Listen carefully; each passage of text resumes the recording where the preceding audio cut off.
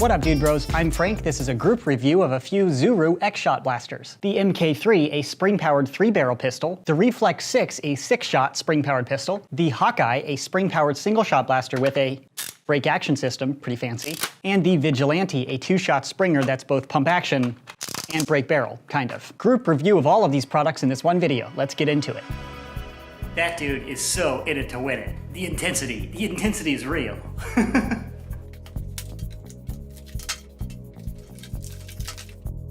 Included with the Vigilante is the blaster itself and darts.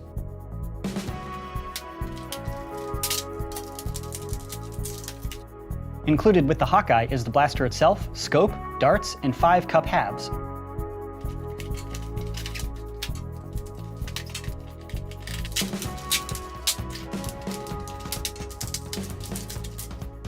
Included in this combo kit are 2 Reflex 6 pistols, 2 MK3 pistols, darts, and 4 cup halves. Now to the external overview of each blaster, starting out with the Vigilante. Super long, tactical looking barrel, but no front barrel attachment point, and these look pretty cool, these little ridges, but this is not a tactical rail. This white thing here is the priming handle. It's a spring action blaster to prime.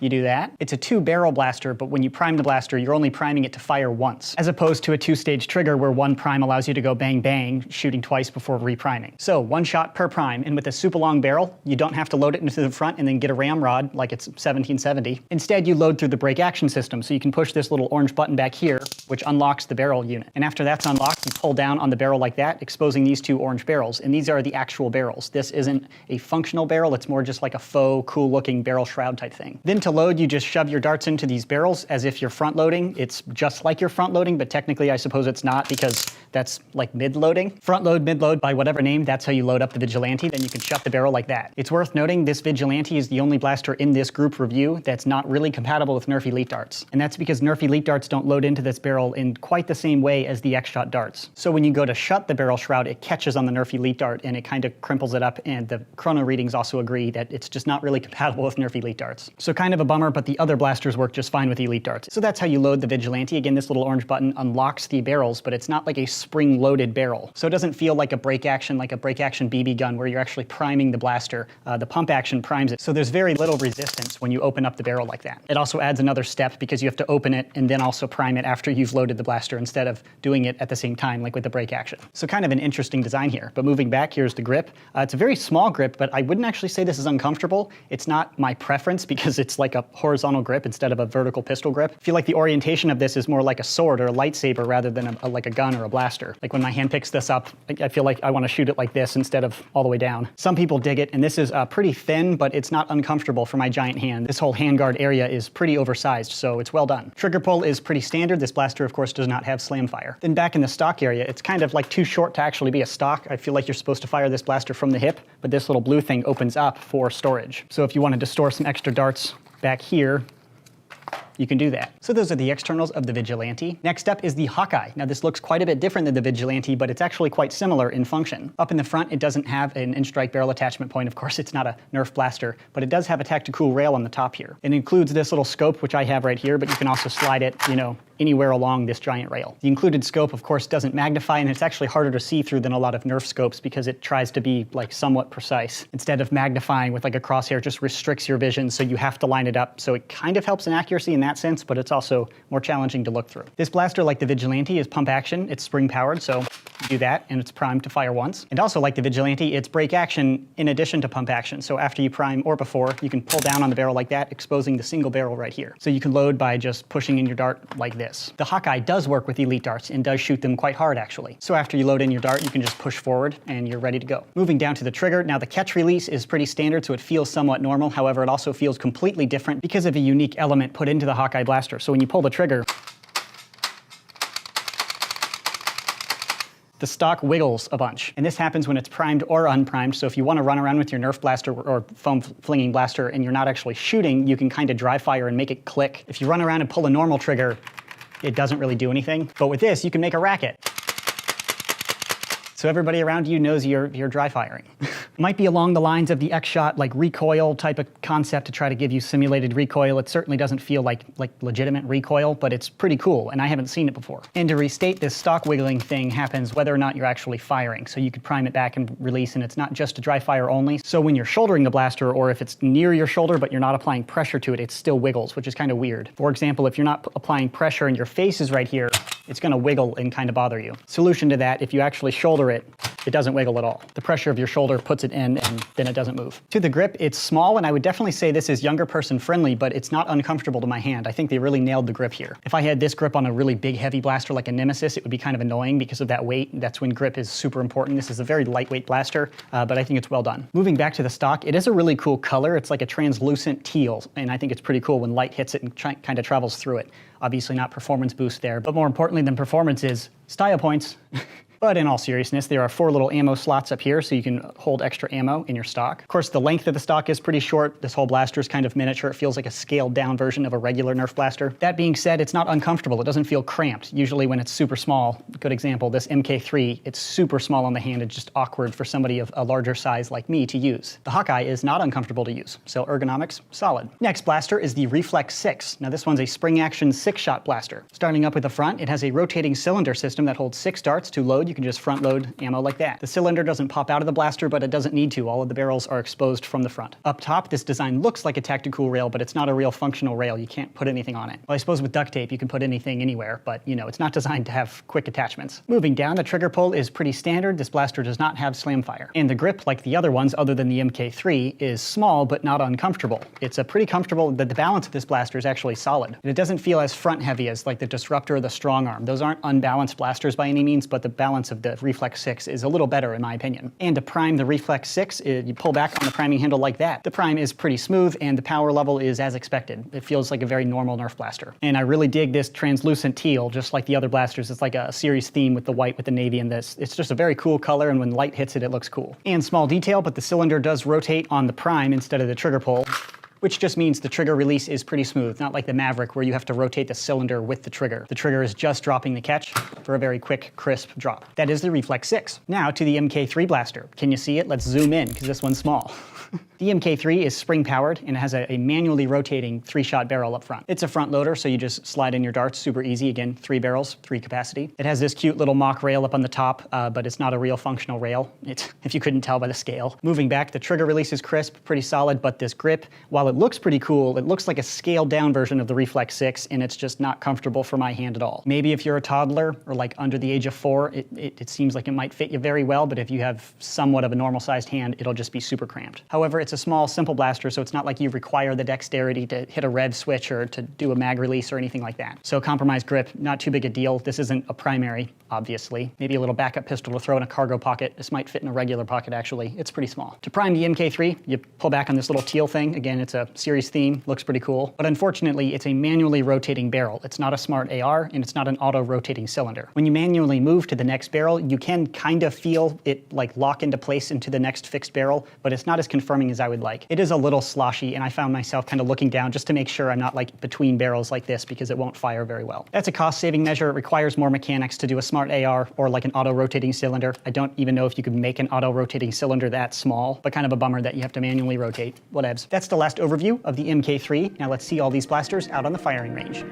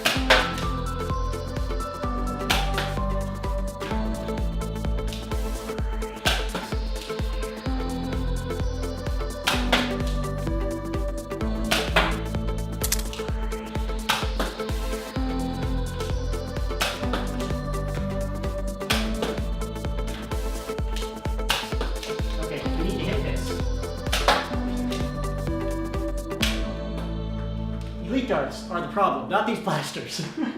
Operating the blasters went as expected. Now, the only issue that I want to point out is the Vigilante. It can technically fire Nerf Elite darts, it just doesn't fire them very well, and it also has a loading issue because of the length, or perhaps the stem length, of the Nerf Elite dart. As I mentioned, when you shut the barrel, it kind of clips the head of the Nerf Elite dart. It doesn't have any issues at all with the xshot darts, but just Nerf Elite darts. Other than this single issue, all the blasters worked as they should. Now to the chrono results of all the blasters. The Vigilante achieved an average of 72 feet per second with the included xshot darts, and only 56 feet per second with Nerf Elite darts, meaning it shoots just fine with xshot darts, but like I mentioned, it doesn't work very well with Nerf Elite darts. Next, the Hawkeye achieved an average velocity of 81 feet per second with the included xshot darts, and 77 feet per second with Nerf Elite darts, which is a pretty healthy jump over that 70 FPS par we can expect from most Nerf blasters on the market right now. When you're shooting it, you can tell it shoots a little faster than other blasters. Next, I put up the Reflex 6 and achieved an average velocity of 73 feet per second with the xshot darts, and 71 feet per second with Nerf Elite darts, which is a hair over the 70 FPS par, but not a whole lot. I would just say it shoots about normal. And lastly, the MK3 with an average velocity of 74 feet per second with xshot darts and 67 feet per second with Nerf Elite darts, meaning it doesn't accept Nerf Elite darts quite as well, but it shoots them reasonably hard, particularly for a backup blaster. A Jolt and other single-shot blasters by Nerf usually shoot under 60 FPS, so to see performance around 70 feet per second is actually better than normal for an emergency backup like this. That is all of the objective information on these xshot blasters. Now to my personal opinion on these products. My opinion on the Vigilante and the Hawkeye are pretty similar. Now they work pretty well, and other than the Elite dart issue that I already pointed out with the Vigilante, they didn't have any jams or malfunctions, but they're pretty simple blasters, so I wasn't really expecting any issues. I mean, how could a single shot blaster jam, really? So they shoot as expected. The Hawkeye actually shoots a little harder than most blasters on the market right now, but my mindset is more aggressive, more practical nerfing. These blasters are not really designed to defeat other people or zombies in a Nerf battle. They're simply too slow and they don't fire enough rounds per minute for me. And I find it really interesting that they combine the break action with the pump action. A break action traditionally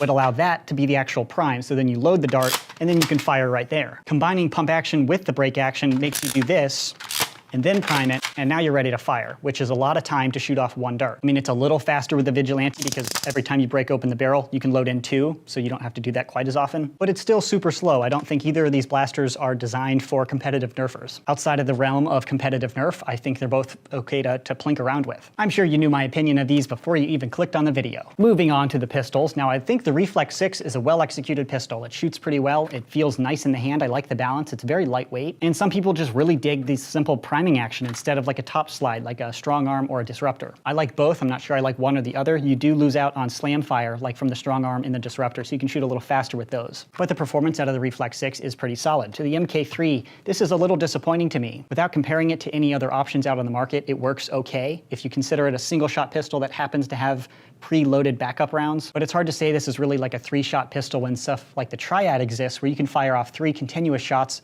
without reloading and without manually changing out your barrel. Just like the Hawkeye and the Vigilante, they're very slow, and this is as well, because you have to do 2 actions. First prime, and then change your barrel. Now you're ready to fire. Instead of something like the Triad, where you just prime, fire, and you can fire off 3 without reloading because it features a smart AR. And the Reflex 6 is also much faster because it has an auto-rotating, cylinder, like most pistols. So I wouldn't say it's special, but compared to these, it performs much better. So if you're looking for a competitive backup pistol, a Triad seems like a better decision to me, but the MK3 comes in at a different price point. So that's it for my opinion. So hopefully I've laid out all of the objective information on these products so you can make the purchase decision for yourself. So that's it for this group review of some new blasters by xshot. I personally think the new paint scheme looks super cool, and I especially like this translucent teal. I think it looks super cool when the light hits it. I don't think too many people care about that, but I do. I think it looks awesome. If you're interested in purchasing any of these blasters, I'll have buy links in the description box below. That's it for this video review. Thanks so much for watching, bros, and as always, stay tactical.